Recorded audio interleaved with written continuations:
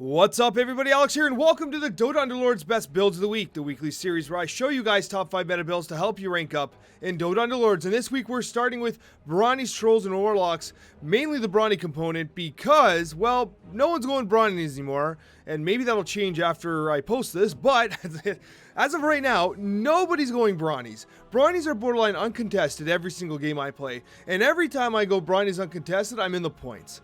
And I have found that the Warlock build of this tends to synergize very well because it allows you to do someone like Let's Go Crazy or Bomb Gain or focus on the damage element and not so much on the healing and sustain element, because oftentimes with Brawny builds, you benefit from like Yoink NO, like healing and stealing NO, I should say. I like saying Yoink. You also benefit from like healing support and Essex, of course, because you get to sustain that long fight. But in this build, you're using the Warlocks and the healers that realistically, they synergize very, very well in this build. And overall, you end up in a situation where you get a fantastic front line in these Bronies, and they're being supported by these units that are doing a tremendous job as well. Now, one thing I will say is I often do a Dragon variant as well with Snapfire Viper if they're uncontested as well. But for this, I will mention, though, that I should mention this at the start of every video, is that when I show you guys the 3-star units, these are not necessarily mandatory. These are just the units with new 3-star effects that have been added to the game. Now, the core ones that you're really interested in this situation are Bristleback and Dazzle. Now, Dazzle might be trickier because a lot of people are contesting Trolls right now. They are very strong in the meta. But Bristleback, if people aren't going Brownies, Savages isn't very popular. If you're focusing on Brownies, you should be focusing on Bristleback, getting him to 3 stars, doing a couple rerolls as soon as you can, right? Get him to 3 stars when those tier 2 odds are, prime, around 5-6, right? Get that work done, and then as you move to 7-8, you're going to be probably more closer to 7. You're going to be aiming towards that Juggernaut because he's a T3. Now, Beastmaster will be contested every once in a while due to the fact that he's a Hunter as well. Hunters are fairly popular right now. Very few people are going Shadow Fiend. You might be contesting with the Demons. Disruptor is a good add-in. You can even put Disruptor up front here if you wish to activate the Static Storm a little earlier. But at the end of the day, these are very good units and overall an excellent build and one that you will find success with. And for the second build of the week, we are going to Void Vigilant Assassins. This is one of my favorite builds in the meta, and the reason for this is because it's very balanced, and it gives you one of those ways to kind of transition into Assassins mid and late game. The hardest part about Assassins is getting to Assassins, and this solves that. How? Well, you're going to be running Spirits early. You do, you run Ember Spirit with a Blink Dagger. It's important you get a Blink Dagger. Otherwise, earlier in the game when you have your Spirits set up, you're going to have to put Ember Spirit up front in order to activate the mana in time to kind of go in line with everyone else. But what you want to do is get a Blink Dagger for Ember, not a Battle Fury. Now, I know that's controversial, but not a Battle Fury, a Blink Dagger, because you're focusing in on the Spirit damage as much as you are the Assassin-based damage as well. If you're going full Assassins and you're not using Spirits at all, really, then you can go Battle Fury. But for this composition, I'm asking that you go Blink Dagger because you want to have that Delta Slam activated right away. Ember Spirit's pretty damn squishy. He's going to die after he deltas, so it's better to get him to be in a part of that first Delta Slam with that Blink Dagger so that you can then subsequently Delta Slam with the Void Spirit, Storm Spirit, and your Earth Spirit, who is very likely to survive later in the fight. Now, you are going towards 6 Assassins here. The Voids come into play very easily because you have the Faceless and the TA. Obviously, this is a late game build because literally you have 2 tier 4 units and 1 5.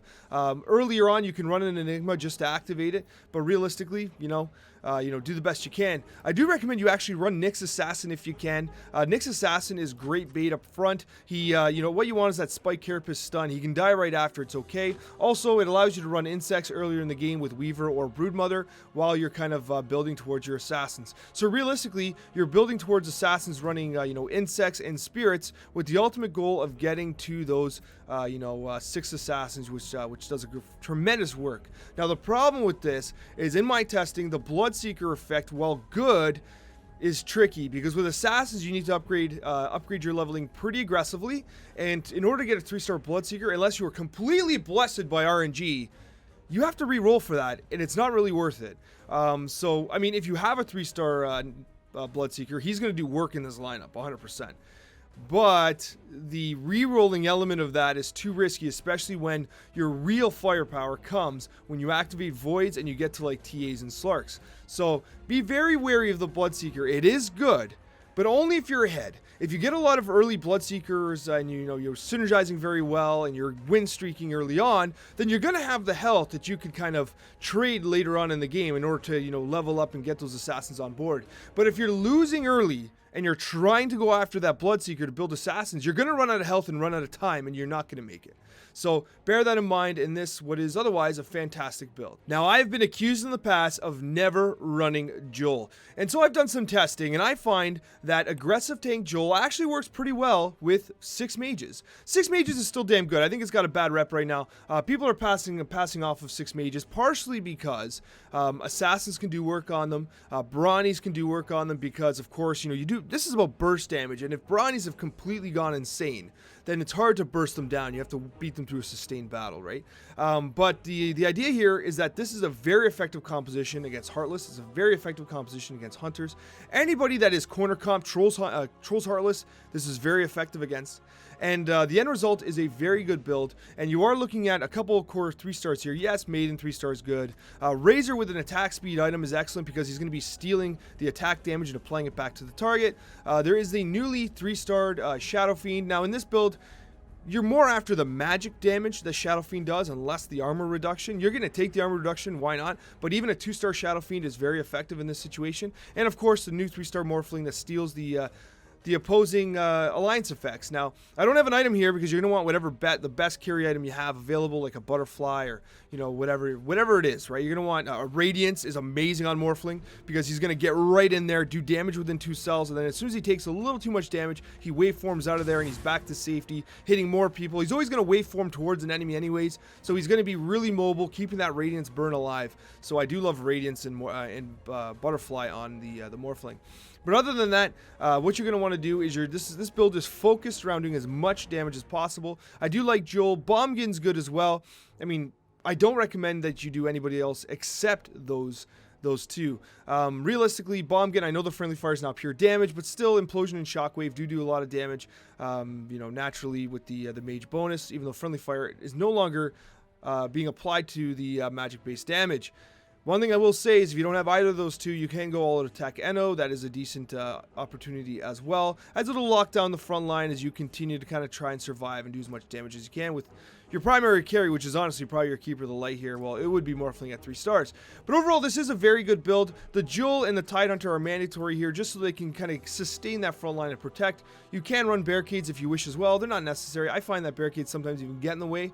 If you are against Pudges, right, I do recommend that you protect a Keeper of the Light. You can even switch it like this if you wish. You're going to basically just hold him in place, and then when he gets pulled by the Pudge, he's going to, you'll Scepter, and he'll be A-okay because you'll just Ball Lightning away anyways. He might be locked in because these guys all have further range than he does, but overall, if you're baiting Pudge, that's what you're doing. But if you know you're not against the Pudge, then you're fine with Maiden or even Keeper back there if there's no Pudge, of course. So anyways, guys, let's move on to the next build.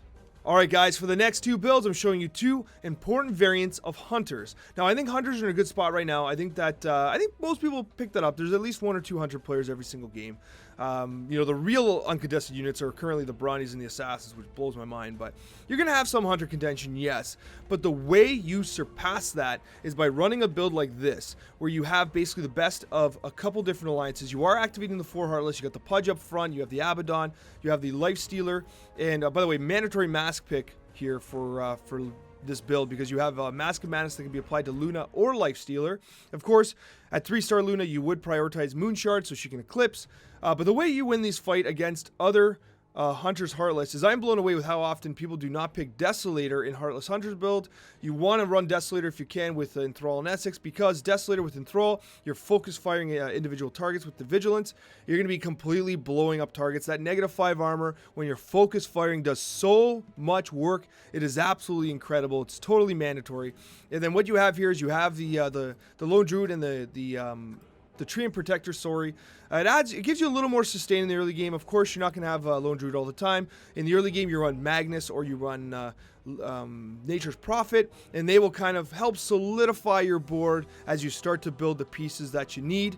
Overall, this build is complete at 9. You can add a Medusa if you want, if you pull her, but realistically, the Vigilance do a ton of work in this build. If you get a Medusa, then you have to make a hard call, maybe level to 10, or you split up one of the trolls, not trolls, the druids if you have to. But this is a 3 Hunter build. Now, the Hunters are going to be your primary DPS, right? but you're still running Heartless, you're still running Vigilant, and but it's the troll part of it. It's the troll, and don't forget the brood either, right? So if you have assassins jump, you know, Lifestealer is going to brood affect them. Treant's brooding the front. That's why they're set up like this. Treant's there so he can apply the brute bonus and maintain your front line, while these ones right here do your damage, right? And remember, Luna is pretty much one of your primary DPSs here. And keep in mind that Mirana, right, if she gets punch pulled, will just jump to safety anyway. Regardless, you don't want Andy getting pulled here. You want to cast that Enthrall. After that, who cares what happens?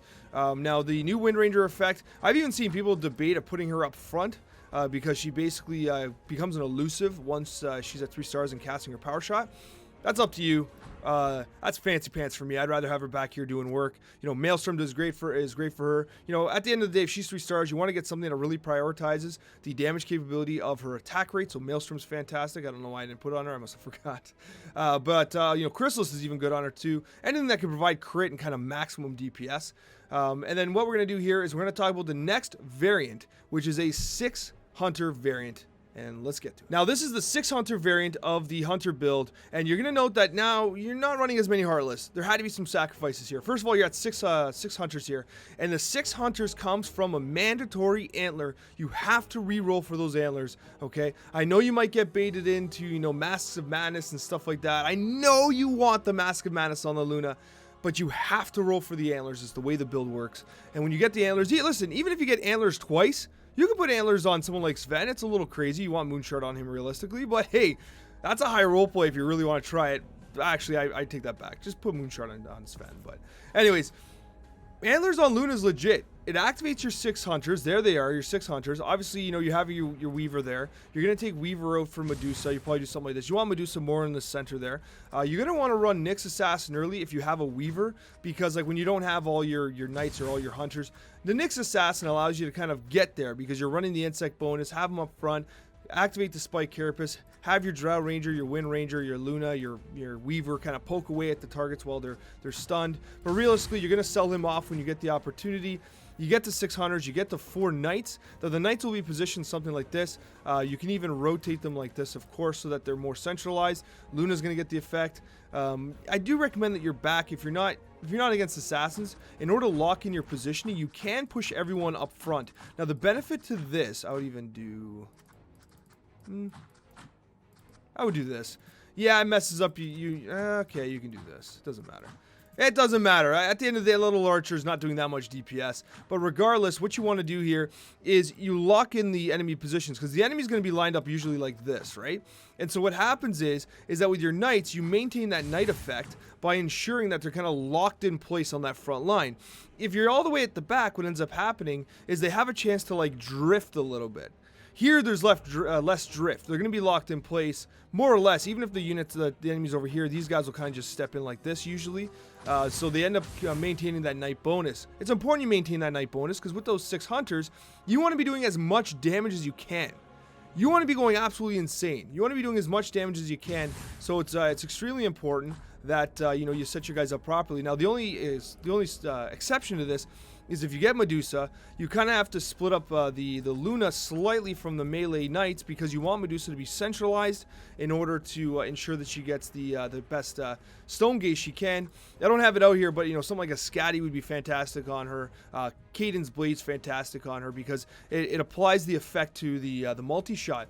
But overall, this is an excellent build, because once you get to 6 Hunters and you have the 4 Knights, it is extremely hard to break through these 4 Knights while being completely melted by these Hunters, especially when you have the Drow Ranger once again with the Deso. I know I keep saying it, it is so good. If you don't get a Deso, a Vlad's is great for Drow Ranger as well, and either of the 2 builds.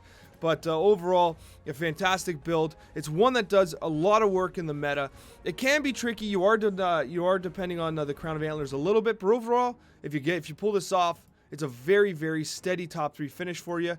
Climb those ranks, get those points. Guys, thank you so much for watching, and a very special thank you to all of my wonderful subscribers. Take care, everyone, and have yourselves an absolutely wonderful day.